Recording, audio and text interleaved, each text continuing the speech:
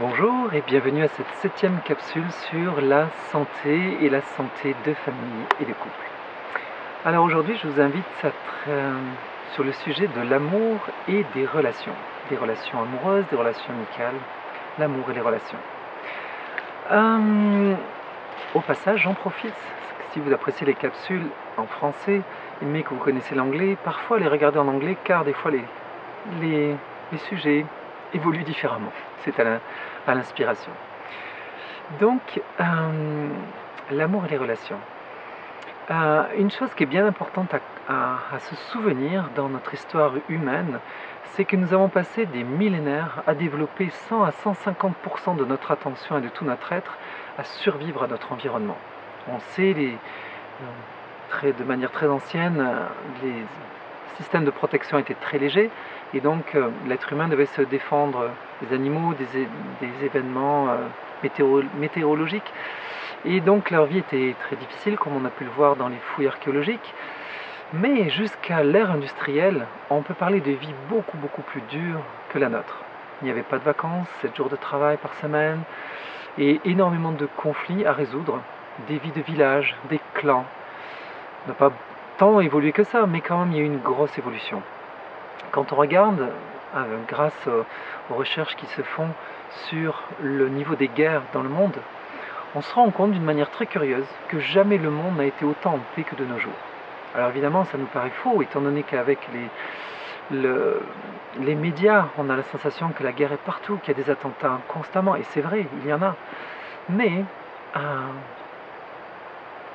quand on regarde les statistiques de tout ce qui se passait pour le nombre d'habitants, donc en proportion du nombre d'habitants, eh bien, le monde a fait que décroître son niveau de guerre, et particulièrement à partir de l'ère industrielle, malgré qu'on, bien sûr, on a eu les 2 grandes guerres mondiales qui ont fait remonter énormément ce niveau de guerre.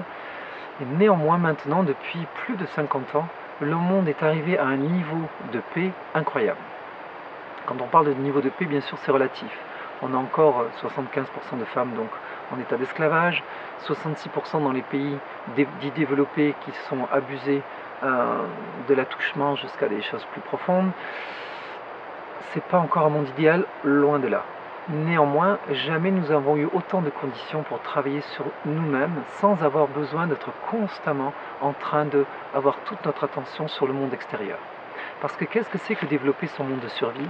C'est avoir tous ses sens tournés vers l'extérieur, vers l'autre. L'autre, tout est la faute de l'autre. L'autre est un danger, il faut que je me défende du vent, de la pluie, de la terre, toute ma graisse, et particulièrement l'être humain.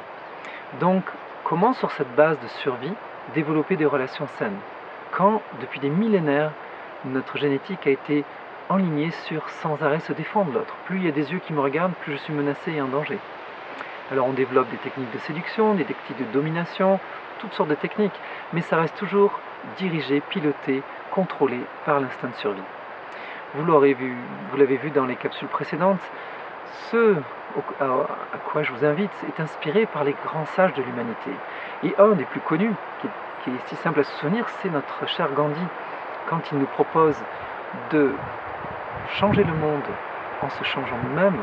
Wow, là il nous menace, parce qu'il nous invite à sortir de ce 100% de survie à, comme la plupart des sages l'ont transmis dans le monde entier, diminuer cet état de survie jusqu'à être un quart de notre attention. Que 3/4 de notre attention soit constamment orientée sur le monde intérieur, sur le monde lumineux, sur la beauté, sur l'harmonie, sur la beauté des relations humaines, la fraternité, les vertus, les qualités. 75%, quand depuis des millénaires mes ancêtres ont mis 100 à 150% sans arrêt sur l'autre, le danger, l'extérieur. Mais comment moi je pourrais prétendre à développer une vie intérieure quand je ne suis absolument pas entraîné? Ça fait à peine quelques générations qu'on entend parler de travail personnel, de travail sur soi. Qu'est-ce que c'est quelques générations sur des millénaires d'être sans arrêt en dehors de soi? Alors pour ça, heureusement de nos jours, toute cette sagesse s'est popularisée. Avant, elle était réservée, vu que ce monde était tellement à l'extérieur de soi en survie, les sages de ce monde étaient persécutés, martyrisés, ils apportaient un message qui perturbait les gens. Aimez-vous les uns les autres, c'est totalement révolutionnaire. Sur quelle base? Ah, je suis parfait comme le Père Céleste est parfait. Ça, c'est l'exemple chrétien, on le retrouve dans toutes les religions, mais on le retrouve aussi dans les philosophies, que ce soit Platon, Socrate. Ils nous invitent tous à découvrir cette nature intérieure de toute beauté, la cultiver. Et comment la cultiver? Si je perds mon temps à la cultiver, comment je peux me défendre? Et si je perds mon temps à cultiver ma nature intérieure, les autres vont m'attaquer, m'agresser, je vais mourir. Donc il faut persécuter ces êtres qui nous dévient de la bonne route, qui est nous défendre. Alors effectivement, dans un monde où on a moins besoin de se défendre, eh bien tout d'un coup on a l'explosion de ces philosophies, de ces sagesses qui sont mises à la portée de tout le monde. On a bien sûr des courants de New Age qui veulent faire croire que c'est facile, qui veulent faire croire que la pensée magique, ça va se faire en 2 secondes. Passer des millénaires d'être tout à fait tourné vers l'autre, qui est un danger, je travaille sur moi, je suis en fait mon propre danger, mais je suis aussi mon propre bonheur et je me transforme, je fais la paix en moi, je découvre ma nature sublime, lumineuse, mes potentiels et je les fais fleurir pour emporter les fruits aux autres. On n'est vraiment pas du tout organisé pour aller dans cette dynamique-là. Donc il va falloir trouver des aides, il va falloir trouver des coachs, il va falloir trouver des conseils, il va falloir lire des livres. Aujourd'hui, je vous en ai amené plusieurs. Le premier que je vous propose, c'est ce fabuleux livre « L'homme à la conquête de sa destinée » d'Omar Mikhaël Ivanov. C'est justement de comprendre comment partir de cette nature instinctive, animale, qui nous a pétris, celle qui gouverne totalement notre enfance, pour petit à petit, à force de culture, à force d'éducation, et l'éducation pas dans le dressage, l'éducation dans faire sortir notre potentiel, ce qu'on appelle le peaceful parenting, l'éducation pacifique de l'enfant qui en fait souligne ses potentiels, tout en donnant des limites, mais souligne les potentiels, cette richesse. Et comment en fait on peut faire évoluer cette obligation d'une destinée qui est fatale vers une liberté, une destinée dans laquelle on puisse être un créateur. Et là-dedans, dans ce livre, vous trouverez énormément d'éléments pour vous accompagner dedans. Un autre livre intéressant, c'est les 4 accords Toltec. Encore voilà, des sagesses ancestrales, natives, qui ont été collectées par des êtres. Ici, c'est Miguel Ruiz qui nous le transmet.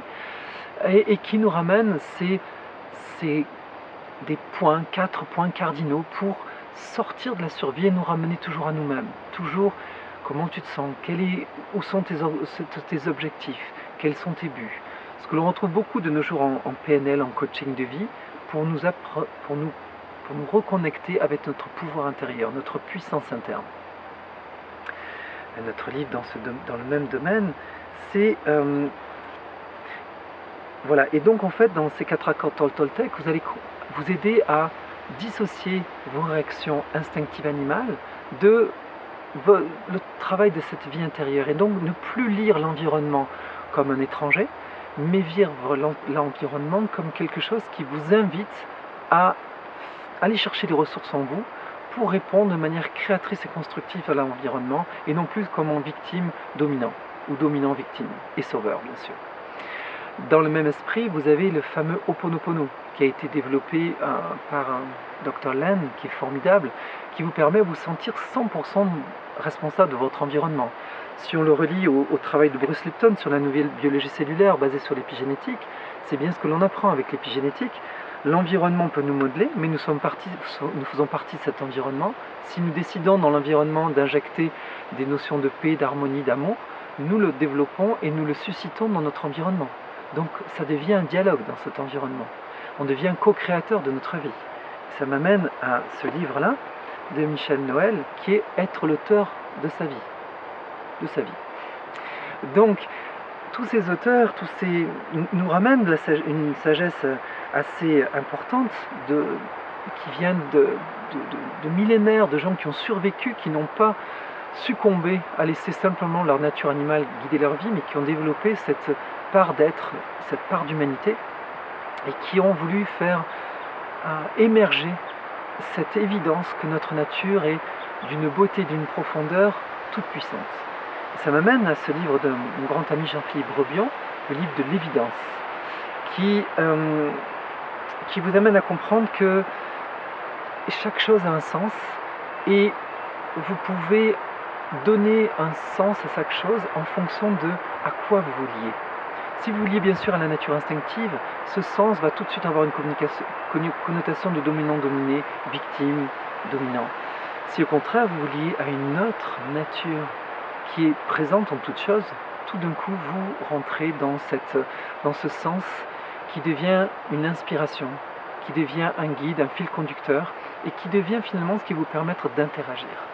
Et ça m'amène à ce dernier livre de Marshall Rosenberg, le créateur de la communication non violente.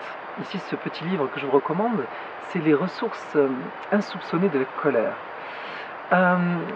Il faut savoir que Marshall Rosenberg, sa méthode est excessivement simple à apprendre, tellement simple que la plupart des grandes entreprises dans le monde, en informatique, dans l'industrie, ont adopté sa méthode pour leurs employés, car on s'est rendu compte que dès que les relations au travail étaient meilleures, l'enrichissement de la compagnie se faisait sentir de manière extrêmement significative.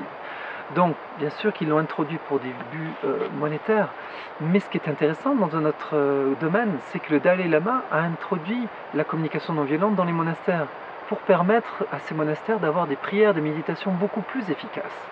On l'a déjà vu dans le passé, la majorité des stress viennent des relations interpersonnelles. C'est ce qui nous stresse le plus, ce qui nous met le plus dans notre nature instinctive, qui nous amène le plus à nous battre, nous combattre, à être toujours dans l'injustice, dans le conflit. Donc, Marshall Rosenberg, la communication non violente, c'est une clé merveilleuse. Sur quoi est-ce qu'elle est basée? Elle est basée sur stimuler la nature intérieure de l'autre. On se souvient, le couple à 4 dont nous avions parlé précédemment, je suis de nature masculine. Ma nature lumineuse intérieure, mes pleins potentiels, je peux la reconnaître comme une nature féminine avec laquelle je m'unis et ça me permet d'élever mes vibrations en tant qu'homme. De la même manière, si je reconnais dans un autre homme la même chose, dans une femme, qu'elle a cette nature lumineuse, de nature masculine, nos natures intérieures, plein potentiel, pleine créativité, est-ce que je veux rentrer en contact avec cette personnalité, cette vie animale instinctive qui depuis des millénaires a été façonnée pour se combattre, se défendre et finalement éloigner l'autre pour être tranquille et pouvoir avoir minimum de sécurité et donc espérer survivre un peu plus longtemps? Ou est-ce que je veux rentrer en contact avec ce plein potentiel de l'autre et commencer à établir un dialogue? Le dialogue ne peut se faire que dans un état de paix, sinon c'est le conflit. Et pour dialoguer, il faut que je rencontre une nature de l'autre qui m'inspire la confiance, qui m'inspire le respect, qui m'inspire l'amour. Ça veut dire qu'il faut d'abord que je la rencontre en moi-même. Et dans la communication non violente, une des premières choses que l'on va faire dans une relation, c'est de parler de soi, c'est de s'exposer, c'est d'utiliser l'humilité comme facteur de transformation et de rentrer en relation avec l'autre. C'est d'utiliser notre nature féminine, de parler de soi-même au lieu d'accuser, de vouloir contrôler, manipuler, de vouloir insinuer et finalement arriver à ses fins et toujours négocier ses propres intérêts par la séduction, par toutes sortes de choses. Non. Là, l'idée, c'est n'importe quelle situation qui soit présente, voilà comment je me sens. Je me sens très bien, je me sens heureux aujourd'hui, je me sens en joie, je me sens un peu foufou. Ça permet à l'autre d'avoir une information sur nous qui est précieuse. C'est une information interne, sensorielle. Quand je la révèle à l'autre, déjà je lui fais confiance. Déjà je lui fais part de mon monde. Déjà je suis dans le partage. Mais là où ça va être encore plus important, c'est quand je ne me sens pas bien et que l'autre croit ou que je fais semblant. Dès que je fais semblant, je suis déjà en mode survie. Je suis déjà en train de freeze, de geler, pour faire croire de manière à ne pas être agressé. Non, la communication non violente veut casser ce faux semblant, qui sont des méthodes de survie. On les a depuis des millénaires. Comment prétendre ne pas les pratiquer au quotidien? Elle vous invite, cette méthode, à le faire avec votre conjoint, votre conjointe, avec vos parents, avec vos enfants, avec vos amis, tout le temps. Et je vous inviterai à commencer à faire ça dès que vous avez vu cette capsule. Commencez à votre environnement à simplement parler de l'état dans lequel vous êtes. Pas pour prendre le stage, pas pour être attirer simplement pour déclencher cet état de confiance. Et que ce soit un état positif ou négatif, ce n'est pas ça qui compte. Ce qui compte, c'est que vous parliez de votre intérieur. Dès que vous parlez de comment vous vous sentez, vous stimulez chez l'autre l'envie lui aussi de vous parler de son intérieur. Il peut se sentir mal, il peut se sentir bien. Mais là aussi, s'il commence à déverser son intérieur, qui peut être très négatif, des fois, ou ses états d'âme très, très négatifs, il faut dire, ouf, quand tu parles de ça, oh, ça me fait de la peine, ça me met tout à l'envers. Et donc, quand je parle de mon intérieur, je demande aussi de l'aide à l'autre. Je lui demande de l'aide à l'autre, surtout quand je me sens mal. Quand je me sens bien, je lui offre ça. Je l'invite à en partager, mais je l'invite. Je lui dis, voilà, je me sens foufou, joyeux. Si l'autre n'est pas du tout dans cet état-là, il dit, ben non merci, moi je suis touché que tu m'en aies parlé, mais j'ai pas envie de ça en ce moment. Donc on le laisse libre, mais éventuellement on l'invite à pouvoir échanger cette joie ou cette envie de... Je me sens penseur, je me sens philosophe, je me sens noble. Et bien l'autre, ça peut lui donner envie d'en savoir davantage, d'en partager et d'échanger avec nous. Mais si je me sens extrêmement agressé, particulièrement par l'autre, je me sens dans le déni, je me sens irrespecté, je me sens bafoué, je me sens jugé, je me sens un racisme envers moi, une oppression. Au lieu de le reprocher à l'autre, de parler de comment on se sent. Et là, dans cette situation-là, comme je me sens dans une situation vraiment affaiblissante, je demande de l'aide à l'autre. Pas pour qu'il me sauve, mais pour lui dire qu'est-ce qu'on fait maintenant. La réalité, c'est que je me sens comme ça. Qu'est-ce qu'on fait? Est-ce que tu aurais une possibilité pour m'aider à me sentir autrement? Et là, tout d'un coup, on stimule les ressources chez l'autre, des ressources de nature supérieure. L'autre, dans une situation où ça ne va pas, c'est la nature humaine, on veut fixer les problèmes. Là, en fait, quand on parle de notre intérieur, on parle non plus de sa situation de survie extérieure où tant que je ne suis pas mort, je vais bien. Non. Là, on parle de sa vie intérieure. Je pourrais vraiment aller mieux en ce moment. Et dans notre échange, je me sens vraiment pas considéré. Je me sens pas estimé, je me sens pas d'attention. Bien sûr, on peut l'utiliser d'une manière perverse pour manipuler l'autre. Mais si on est sincère, au contraire, on va parler de cet état sans pression. En disant, s'il te plaît, est-ce qu'il y aurait une manière différente de me dire les choses pour que je me sente pas dans cet état-là? Est-ce que tu aurais, surtout quand l'autre est fou colère, je comprends ta situation, je comprends ton état, j'ai fait une erreur, j'ai fait ci, je fais ça, mais là, je me sens tellement mal que je ne vais même pas être capable de pouvoir répondre, corriger les choses que je t'ai fait vivre, par exemple, ou la situation délicate que je t'ai fait vivre. Est-ce que tu pourrais m'aider? Est-ce qu'on pourrait le travailler différemment? Et tout de suite, ça change le conflit dans un partage. On va travailler ensemble. L'erreur vient peut-être de ma part. Elle est peut-être de ta part parce que tu es dans un mauvais état et tu me fais vivre quelque chose dans lequel je ne suis pas bien. Il faut que je t'en informe. Mais tout d'un coup, je crée un dialogue. Et je crée un bonding, je crée un lien, on va fixer ce problème. Toi non plus, tu n'es pas bien dans l'état où tu es d'interagir avec moi comme ça. On va le travailler ensemble. J'offre un travail ensemble. Je développe une fraternité. Je te vois comme cet être lumineux, cette âme, cette essence, ce soi de Jung. Et j'interpelle celui-là en te confiant ce que je suis en train de vivre. Et donc, je ne suis plus en train de te lancer des noms, lancer de « tu n'es pas correct, tu t'es trompé, tu es dans l'erreur ». Pas du tout. Je suis en train de te dire comment moi je me sens et j'aimerais que tu puisses m'aider à trouver une résolution, un endroit d'unité, d'unification. Même si j'ai fait une grosse bêtise, même si toi qui en as fait, même si on n'en a pas fait mais qui a un malentendu, comment trouver ensemble cette unité? Dans l'unité, l'échange est là. L'unité est la rencontre de deux êtres qui se font confiance parce qu'ils voient le beau dans l'autre. Si je parle de ma situation interne, déjà je touche par cette humilité la plus haute nature de ton être. Je mets ma petite main dans ta grande nature. Je ne peux recevoir qu'un mieux-être. Il y aura peut-être un temps pris pour ça, mais la résolution sera beaucoup plus profonde. Voilà ce que je voulais vous partager, des choses que j'ai pu recevoir, pratiquer dans ma vie. Et c'est un chemin qui est ouvert à sans arrêt s'améliorer. Je vous ai donné justement quelques références pour pouvoir aller plus loin, plus profondément dans ce sujet-là. Et je vous invite à la prochaine capsule sur la continuité de l'amour, des relations, de la sexualité. À bientôt.